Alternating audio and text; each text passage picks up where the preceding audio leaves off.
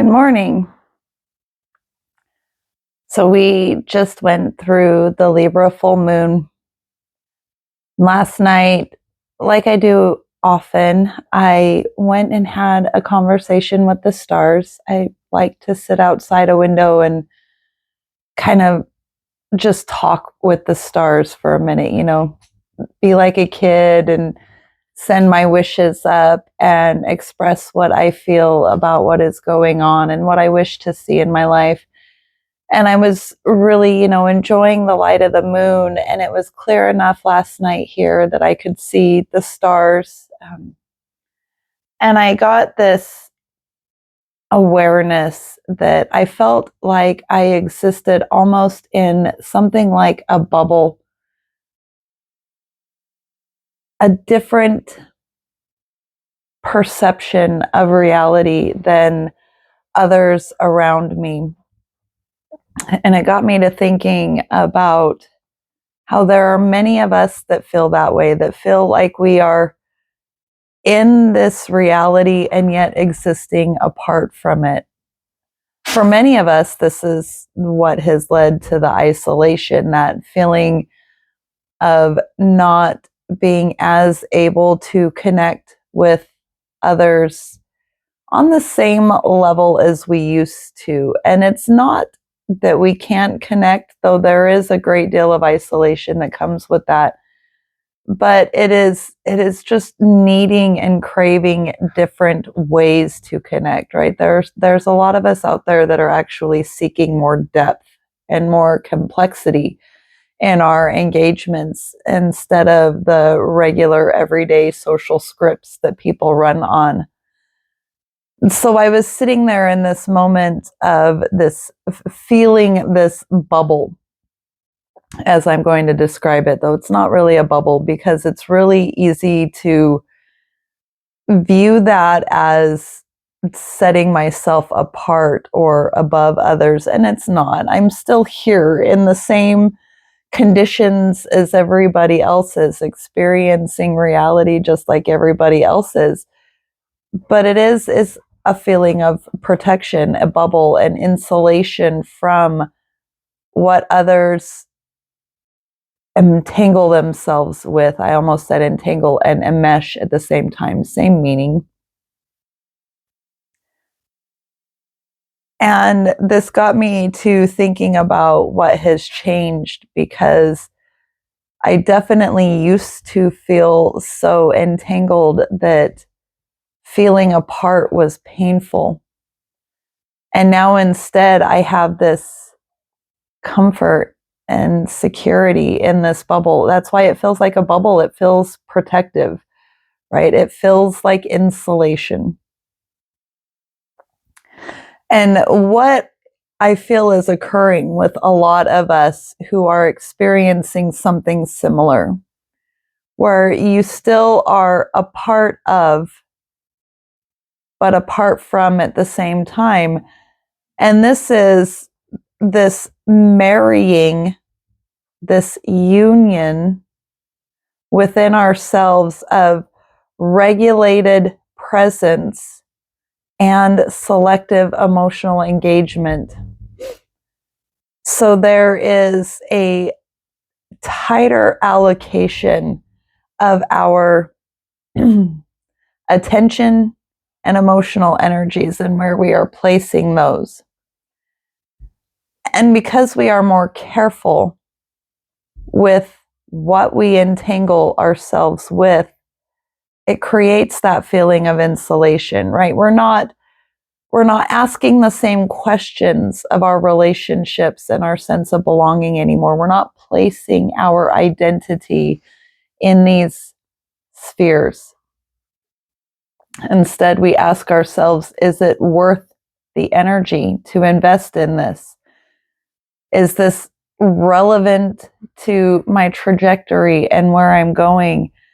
And does engaging change anything meaningful? We're looking for more depth and complexity in what we invest in. Whereas before, more things passed that filter, and now fewer things do. And that creates that insulating bubble around us. So where this originates within us is from three things happening at once. One is we have faster pattern recognition. We're able to see the loops that other people are caught in, the scripts that they're running off of, and we're able to recognize the cost. The brain is really efficient at that cost analysis. And for many of us, and if you are hearing my message, you're in the same kind of collective that I am, our pattern recognition, our ability to analyze the cost of engagement and entanglement, the emotional investment, the attention investment, has gotten faster. Another thing that has occurred is some identity stabilization. We're no longer outsourcing our identity to our sense of belonging. We aren't using external things to validate our identity. We're able to validate within ourselves and within our own experience. We're seeing our relationships as interactions, not definitions, right? No longer defining ourselves by the types of relationships that we have, by the people around us. Our identity is stabilized within ourselves. And the other is that our value hierarchy has stabilized. We have clearly defined what matters, what doesn't, and what has a neutral voice. So when we reach this point, our system stops spending energy on low return exchanges. And when we're not investing energy on low return exchanges, there's less leakage outward, and that also pulls our energy back towards us and creates that feeling of a bubble. I had to pause because my speaker made a noise, so I realized I left it on. I didn't want it making more noise when it turned itself off in a moment. So what all of this leads to is having a system that no longer rewards for engaging with things that don't align with our internal structure. Our dopamine reward system is now triggered differently than others. We're not participating in the same reward loops. And a lot of this is revolving around those three principles that have changed. But this comes with a risk, right? Because if we are not investing in relational dynamics at the same level that others are, this can lead to those feelings of superiority, of being better than, higher than. That bubble can turn into isolation instead of selective participation. So there is a refinement and a calibration that needs to always be in the front of our mind.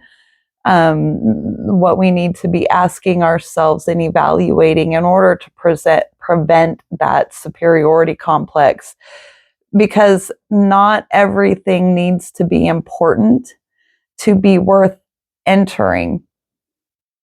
And so it is coming and to a new understanding of what interaction with others gives us. Some interactions are not for growth, meaning, or outcome, right? They aren't taking us somewhere. Not every interaction is leading to long-term friendships, partnerships, or, these dynamics that are solidified in our world. A lot of these interactions are for development of fluidity, relational agility, and keeping our nervous system socially flexible.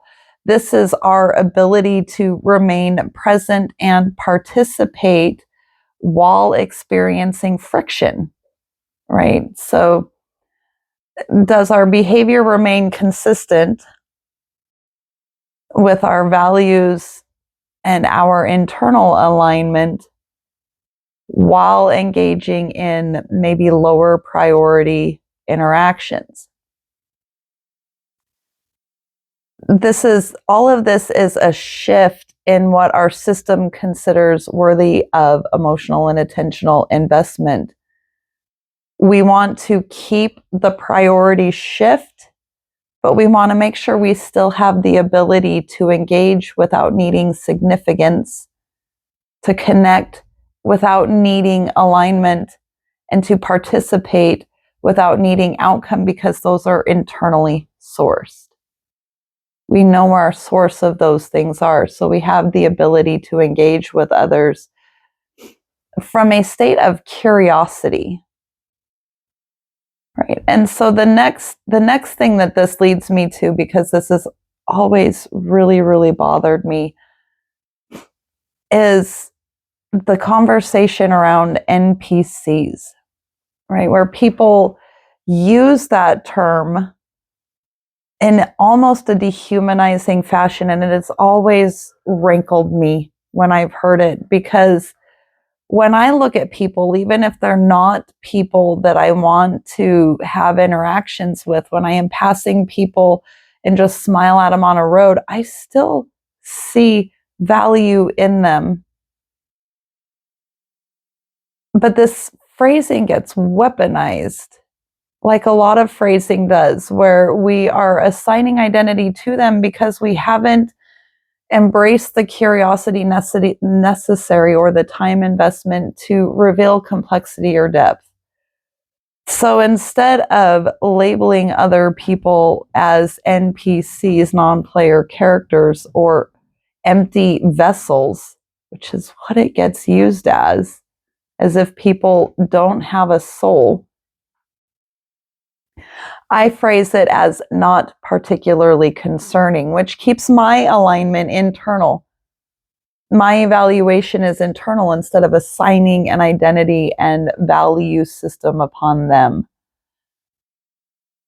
It means that I am able to recognize that they are running on social scripts that I have chosen not to prioritize or engage in, but it doesn't reduce my curiosity about theirs, because I realize that everybody's just trying to stay safe, and social scripts are very safe. It gives predictability in a world that is unpredictable, and if a person's identity isn't fully rooted within themselves, they need that. But labeling someone as an NPC, it reduces our own empathy bandwidth. It disengages us from complexity, and it justifies non-participation with others, which has the consequence of, impacting our ability to be fluid, agile, and keeping our nervous system flexible. It is a form of perceptual narrowing when others run heavy on social scripts. It's the same line of thinking and reasoning that was used in World War II to devastating outcomes. And we watch it run all the time. This needing to label an in-group and an out-group, and us versus them. And in order to justify things, we need to dehumanize others, and that's not a game I want to play. So I really try hard to avoid that kind of labeling of others, where I am assuming another person's identity or even their narrative, just because I haven't been able to touch or reveal their complexity or depth yet. I just realized that I am not entering the same loops that make these interactions feel dynamic from the inside. I am able to see that this is a mask that they are wearing, again, for safety, predictability in their world, right? And I realize that I'm seeing a mask, not their complexity. I know that I am not surrounded by NPCs. I am surrounded by people operating at varying levels of awareness in different moments, under different contexts, different stories, different loads. And so I really want to caution you in using that label people are just under different influences, right? And that is where that bubble that I was feeling, and I know that a lot of us are, we're in varying states of isolation and separation in order to get back to ourselves, in order to have our identity internally sourced. But we don't want to maintain that as a form of separation from reality around us, from the context that we live within. We want to be able to still be able to participate. And this is our behavior and our choices, right? Our values have solidified, our identity is solidified, but now we have to return to participation. Can we carry the work that we have done on ourselves out into the world, and will it hold?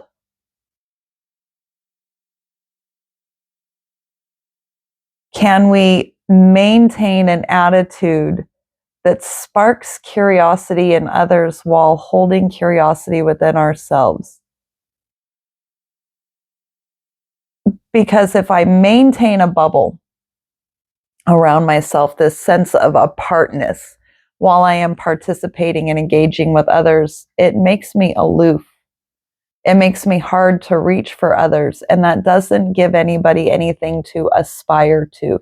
It doesn't lead to curiosity. It leads to them applying the same labels about my identity that I just cautioned about us applying to others. And that doesn't elevate or stabilize the communities around us. And we need other people. We need that social interaction. We are social creatures. So this is where that union mindset comes in. Can I maintain my identity in alignment with my values and priorities and still engage with others without entangling or enmeshing until they feel safe enough to reveal their depth and complexity? Because if other people are not able to do that, that isn't about something that is wrong with them. It is about my ability to provide safety for them, to reveal their complexity and depth, to put aside the mask and step outside of the scripts. Those social scripts provide safety, they provide predictability, and our brains love that. I heard another reader, and to varying degrees of response, people expressed challenge and conflict with her statement. But she made the statement that if other people lie to us, and this is an example of what I'm talking about, that occurs because we didn't provide enough safety for them to be honest. And that resonated so loudly with me, because that, again, goes back to that participation. How am I presenting myself to others, dropping down into the world around me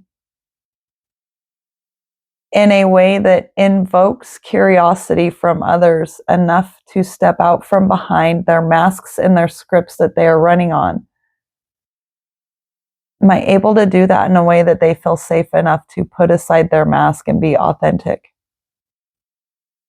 I'm not surrounded by a world of empty vessels, NPCs.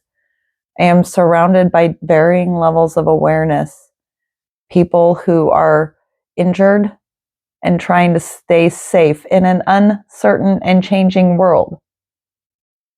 So if I am being met with resistance and constraint and challenge, I have to go within myself and ask myself, are my values, priorities, principles, am I being a safe harbor for others? Or am I remaining aloof, creating confusion,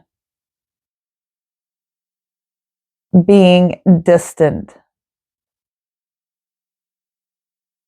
So we've reached a point where we have done the internal work. our values, our identities have stabilized and solidified, but now we have to carry that out into the collective, out into the world around us, and carry that message forward safely for others. So, welcome to the bubble. Now go out and expand it. How can you today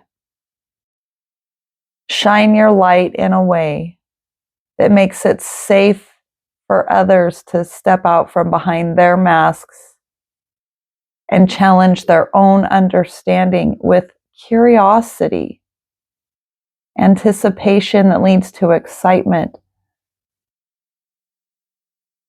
Or are you going to perpetuate the same narrative of separation? That's what I have. I love you.